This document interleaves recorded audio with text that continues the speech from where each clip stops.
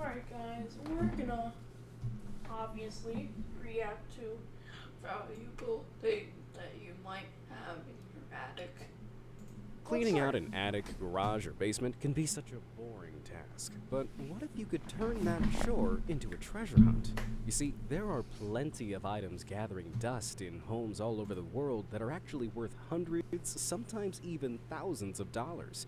From your old game cartridges and collectible trading cards to long-forgotten toys and I did sell some stuff for Pokemon cards.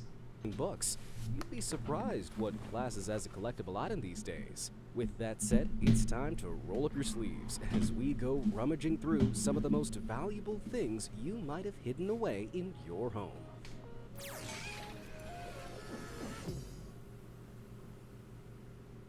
Computer cash out. Back in 2015, a woman from San Francisco was cleaning out her garage when she stumbled across a computer that her family hadn't used in decades. Without thinking, she dropped it off at her local recycling station and drove away, never to be seen again. But when the staff there saw it, they couldn't believe their eyes. This wasn't any old computer, it was an Apple I, the very first computer. An Apple One? Yes. Let me just call my neighbor with my Apple One microwave. Let me just turn on the TV or microwave. Let me just cook some spaghetti in my microwave TV computer. Apple. Computer created by Steve Jobs and Steve Wozniak, the founders of Apple. Just 200 of them were made back in 1976, and because of Apple's trillion-dollar success since then, these computers that launched the business are now incredibly valuable. How valuable? Well, at auction, this old lady's model fetched a whopping $200,000. Just a year before, in 2014 though, another Apple I was discovered, gathering dust in someone's basement for almost 40 years. It was expected to sell for a huge $300,000 at auction, but actually went for more than 3 times that at $905,000. Could have sold it for $1 million. And since then, another one has entered the market, looking for a supermassive bid of $1.5 million. So kids, make sure you help your grandparents clear up their houses when you can. Oh yeah, and steal their $500 bills laying around. Otherwise, they might be yeeting your inheritance into the trash. Oh yeah, maybe because you stole a $1 million ring on the counter. If you haven't seen the Doorman video, like that gold pile. I think that's your house. Get these guys out of here. Without knowing it. Limited Lego. Have that. There isn't a kid alive who hasn't played with Lego. The brilliant bricks and iconic yellow figurines let you build anything you can think of. But even though a lot of it looks the same, not all Lego is made equal. By partnering with big franchises like Marvel, Lego has produced some small-scale superheroes for Yeah, I actually don't have it. fans to collect, like the limited edition Comic-Con 2013 Don't have it. series. This was a year Parents probably have it. after Marvel's Avengers was released, and so, with Marvel fever at a high, these sought-after figurines could only be won in a raffle. Now, if you're a novice like me, you might be thinking that a dinky Lego prize like this is just a nice little memento. Maybe you tucked it away in a toy box somewhere, or gave it away to Goodwill. I mean, it's only Yeah, good Jill. Lego, right? Wrong. Wrong. $5 million. Some of these Lego figures, like Here, mic check. I'm gonna tap my mic. Maybe turn down your volume because it will be a little loud. 3, 2, 1. Okay, that concludes the mic check. Spider-Man and Spider-Woman were so rare that they had avid collectors bidding more than $350 for them on eBay at the time. And since then, as Marvel's grown in popularity, they've only increased in value. Spider-Woman is now listed on auctions at around $5,800, and Spider-Man's listed at more than $16,000. Sounds right. Now that's what you call a pay gap. Pricey Pokemon cards. Back in June 2021, YouTube superstar and professional idiot Logan Paul stepped into the ring against actual boxer Floyd Mayweather, wearing, of all things, a Pokemon card. But this wasn't any old Pokemon card. This was a first edition Charizard, which Logan claimed was worth a whopping $1 million. It is. Hold on. Back up. A single Well, kind of. Pokemon card? There is one that is like over $5 million. Or over $1 million. Like the ones I used to fling around when I was a kid is worth $1 million? That's insane, right? Well, not completely. For those who don't know, the Pokemon trading card game was released in Japan back in 1996, spreading internationally in 1998. Back then, a pack of random Pokemon cards cost about $4, with kids spending hundreds of dollars to try and collect the full 102 base card set. But Wow. it soon became a worldwide sensation, fueled by the popularity of its promotional anime and video games, with more cards in later editions being released. Today, it tops the list of highest-grossing media franchises with an estimated $105 billion in sales. Oh, I was just about to say, a Pokemon that's $1 billion. Their sustained popularity and presence in pop culture has collectors, nostalgia nerds, and celebrities Oh, I have to say. paying top dollar for rare cards from that original base set. One of these is the 1999 holographic Shadowless First Edition Charizard, much like Logan's. These authentic first edition mint condition Charizard cards can be worth up to a phenomenal $500,000. Why?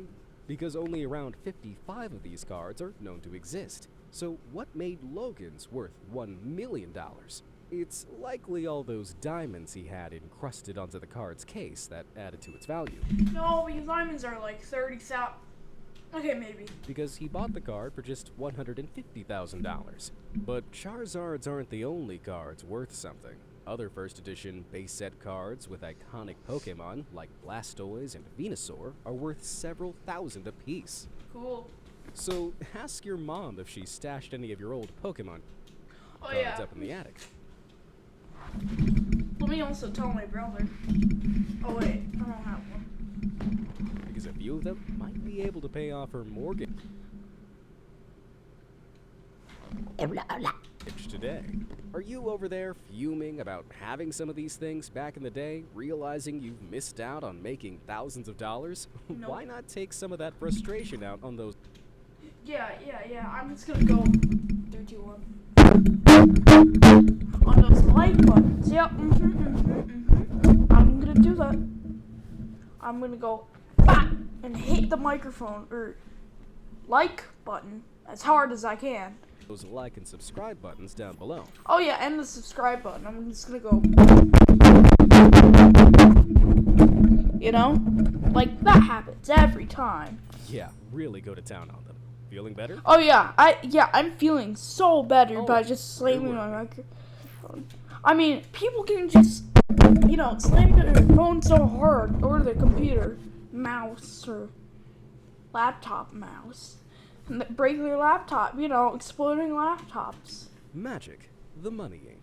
Pokemon isn't the only card game trading in some serious money. Released in 1993, the tabletop card game Magic the Gathering was the very first trading card game of its kind.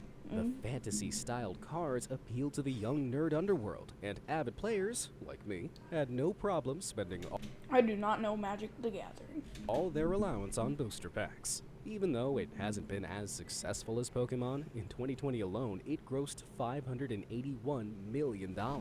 And Oh, just like agreed. Pokemon, cards No. from the first 1993 Alright, talking about Pokemon, can't they just sell? Can't they just make other Pokemon cards? And, make old Pokemon cards and just sell them? edition, known as the Alpha Set, are big deals to players and collectors alike. How big? Well, in April 2021, an authenticated sealed starter set of Alpha cards sold for a staggering $84,000. However, the Wow. rarest and arguably most powerful card in the entire game is the Black Lotus. It's especially prized in-game, as it costs nothing to play I have one of those. No, I don't. and can be used to enable other high-power cards very quickly. As good as it is, it's still surprising to learn that in January, a mint-condition card signed by the original illustrator Chris Rush was sold for a staggering $511,000. That should be $1 million there.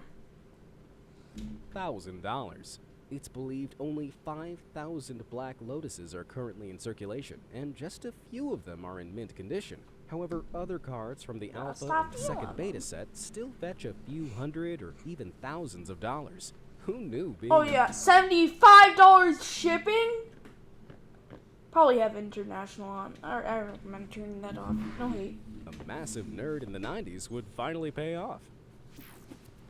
Consoles and cartridges. 90s kids will remember Nerd. their old consoles fondly, like Sega Mega Drives and Nintendo GameCubes. But these were not I have the one of first of their those. kind. That title belongs to the lesser-known consoles from the 1980s, I have one of like the those. Sinclair No, ZX I don't have Spectrum. one of those. Now, you might be thinking, this is just a glorified keyboard, but almost 40 years ago, this was the peak of gaming tech, defined by games such as Horse Goes Skiing and Night Lore. And today, in mint condition, they're worth a pretty penny. Super pristine specimens of Bro, they're worth a penny? Bro, can I get one? If they're selling for $1,900, $1,900, I read said that. Then I want one. the Spectrum can sell for upwards of $900, with some sealed game cassettes listed for upwards of $130. The Commodore 64 was another computer 80s kids will remember well, being the highest-selling single computer model of all time. There were hundreds of games for this console, like Castlevania, Ultima 1, and the Great Gianna Sisters, which 80s kids bought by So this is Mario, right? Mario. the millions. Being a launchpad for the gaming industry, collectors are willing to pay upwards of Yeah, I like that meme. $450 for the console in good condition, with games like Castlevania, which has gone on to inspire a full franchise of its own, worth around $300, even if the original was, in my humble opinion, absolutely terrible. At the very end of the 80s, the development of handheld consoles saw the release of Nintendo's Game Boy in 1989. I spent weeks, if not months, addicted to mine, playing everything from Super Mario World to the very first Pokemon games. What a time to be alive. Back when it was first released, a Game Boy cost $89.99, so about $200 today. However, its preserving popularity and prevalence in pop culture means they're worth so much more than that. Wait. Popularity and prevalence in pop culture means that they're worth so Look at the fly. much more than that if they're in mint condition now. In June 2021, an original Game Boy, sealed and still in its box, was listed on eBay for almost 100,000 euros. That's over $116,000. I know someone that has this. And it's not just the Game Boys that fetch a fancy price, but their cartridges as well. Incredibly popular games, like the previously mentioned Pokemon series, are also sought after in mint condition. In fact, a single sealed Pokemon Red cartridge, which was about $30 when it was first released, was listed in 2021 for almost $18,000. Cool. But did you know this video is sponsored by Honey? Nah. But I hope you guys have a great day. This is gonna be the end, and I may continue this. Goodbye.